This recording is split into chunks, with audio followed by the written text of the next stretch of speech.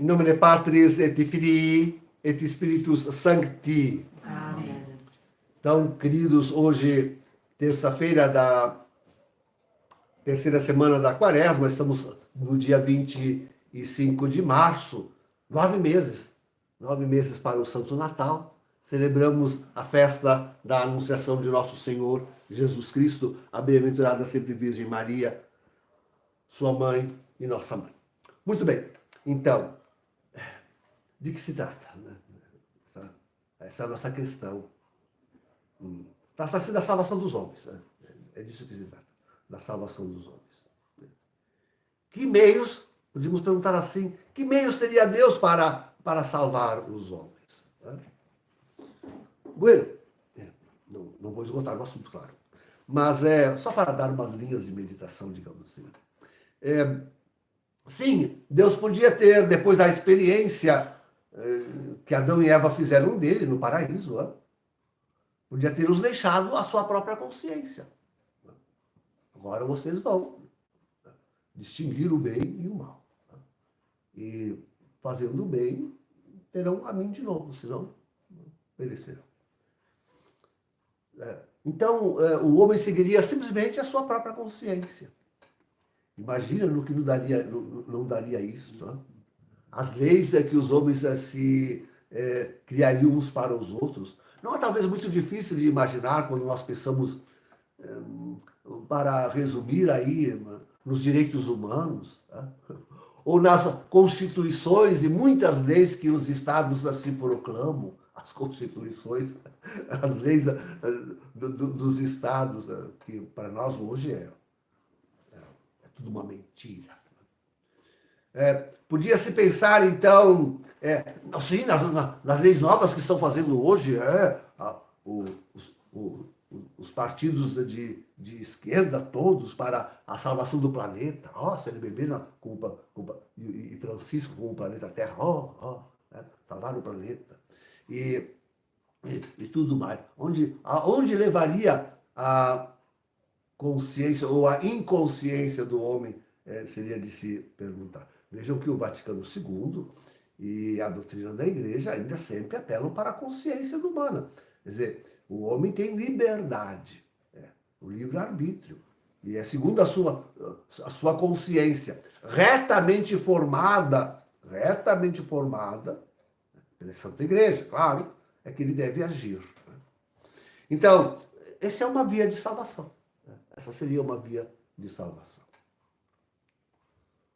Outra via de salvação seria os anjos. Né? Os anjos intervirem.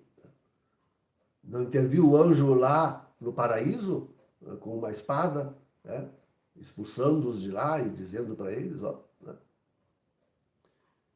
Não foi por mãos de anjos que Moisés recebeu a lei no Sinai? Foi pela mão de anjos que a lei de Deus, os 10 mandamentos.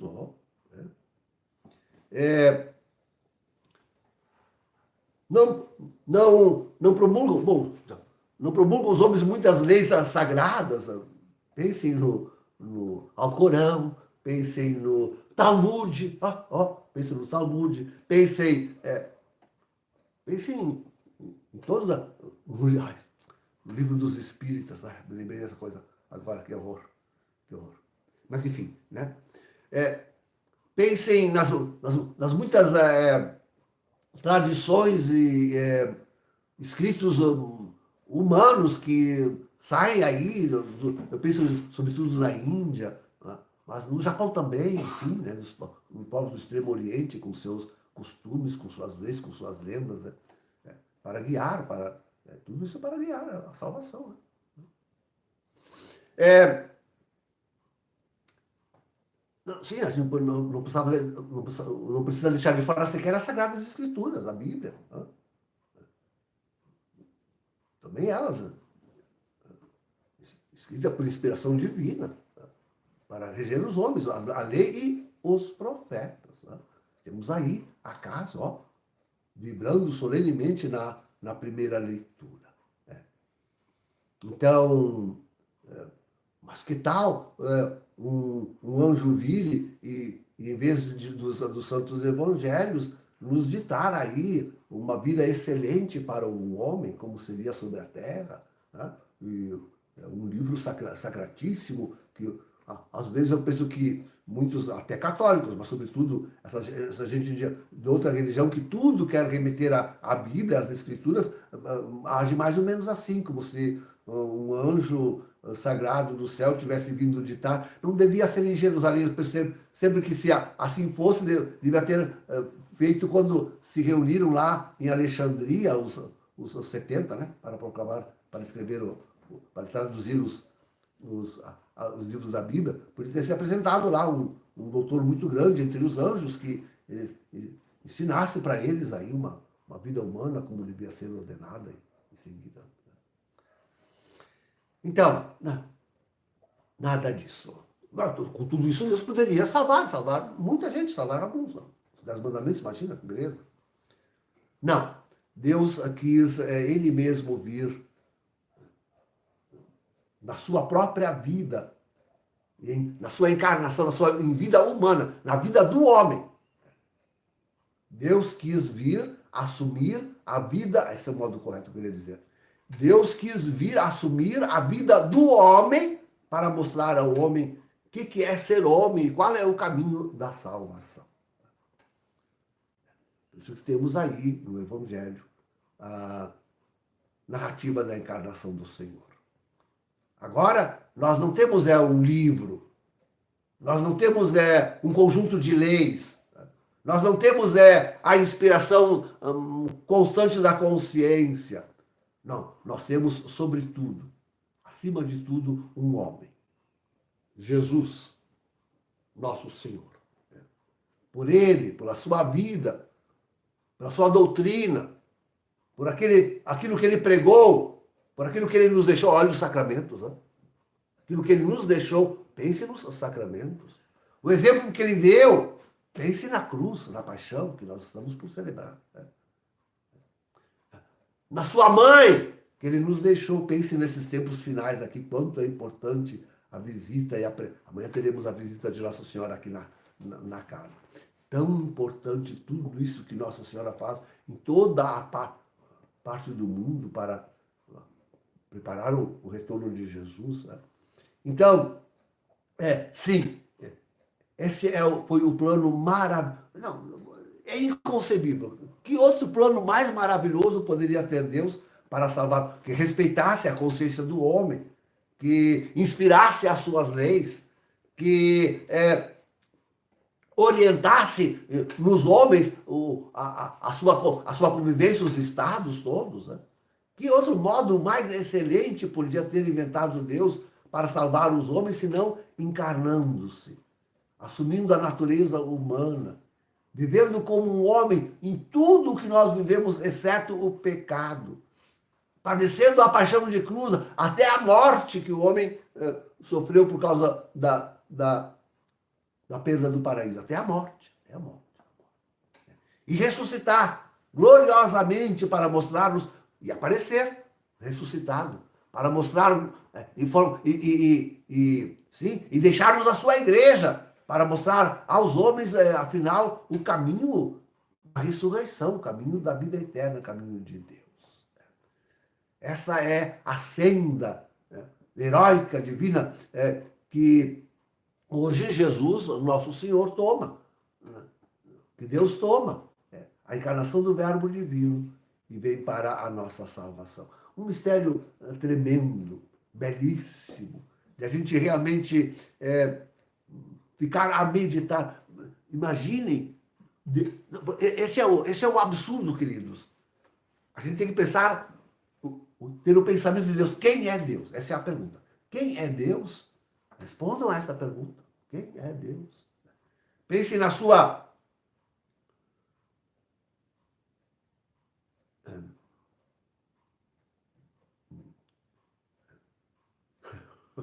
Faltou a palavra filosófica. Imanência e o contrário da imanência é a transcendência. Opa, quase que eu não consegui, né? Pense na sua transcendência. que excede, que vai além de tudo aquilo que está criado, tudo aquilo que nós temos contato, tudo aquilo, e os próprios anjos, vai além dos próprios anjos. Tudo, sua transcendência. Pense na grandeza de Deus, no seu poder. E tudo isto foi vencido pelo seu amor, pela sua misericórdia, pela grandeza do seu coração, pela delicadeza do seu coração, né? que venham a nós para exortar, para suplicar, para mostrar, para indicar, para deixar tanto consolo. Pensa na Santa Igreja, em tudo aquilo que ela nos conforta, com o batismo, com a Sagrada Confissão, com a Santa Missa. Né? Então, sim, Deus, pense que, esse é o grande mistério que eu queria dizer, pense nesse Deus transcendente, imenso, né?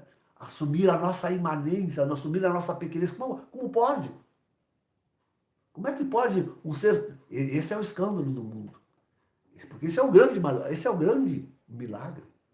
Dois grandes milagres, da encarnação e da paixão-ressurreição. Como pode um Deus transcendente tão grande quanto o nosso pensamento não consegue alcançar, fazer-se um homem como nós?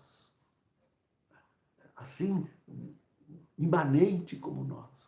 Possamos ouvir, tocar, seguir, contemplar. Pode nos falar, pode nos dizer Deus. Jesus é o grande revelador de Deus. Não há outro. Não é Moisés, não são os profetas, não é ninguém. Jesus é o grande revelador. E revela na sua pessoa, na sua humanidade.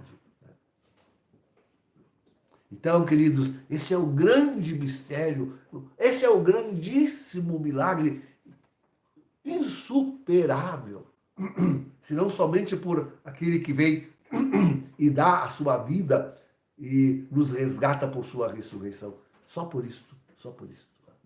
E que nós esperamos agora completar-se na sua vida gloriosa, perfeccionar-se na sua vida religiosa. Então, queridos, essa é a grande resposta que Deus deu ao homem que busca a salvação. Veja, nós podemos tomar aí nota de algumas coisas importantes que saíram. A consciência, a lei divina, tanto a lei natural quanto a lei positiva. A lei natural vai mais na consciência, né? Quanto a positiva, os mandamentos, e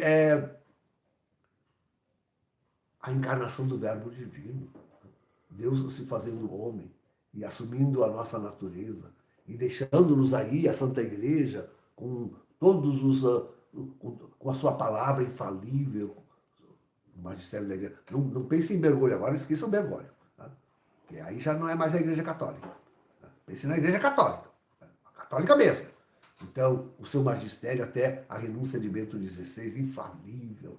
E pensem nos sacramentos, no batismo, confissão, pensem na missa tridentina que nós estamos celebrando, que é uma porta maravilhosa de abertura para o céu.